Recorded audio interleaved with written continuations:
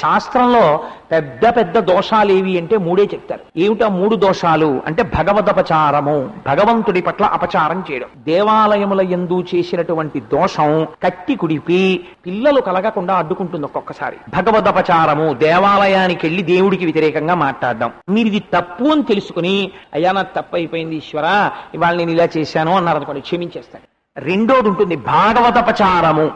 భగవంతుణ్ణి నమ్ముకున్న భక్తులు ఉంటారు, వాళ్ళ పట్ల మీరు అపచారం చేశారనుకోండి, భగవంతుడు క్షమించడు. మళ్ళీ ఎవరు క్షమించాలి? మళ్ళీ భాగవతులే క్షమించాలి, భక్తులు క్షమించాలి తప్ప భగవంతుడు వచ్చి జోక్యం చేసుకోడు. మూడోదేది అసహ్యాపచారము, గురువుల పట్ల చేసేటటువంటి అపచారం. అది ఒక జన్మ కాదు, కొన్ని కోట్ల జన్మలు పట్టుకు పీడిచ్చేస్తుంది. దీన్ని ఈశ్వరుడు కాదు కదా ఎవ్వరూ తీయలేరు. అందుకని గురువు పట్ల మాత్రం ఎన్నడూ అపచారము చేయవద్దు అని శాస్త్రం హెచ్చరిక చేస్తుంది.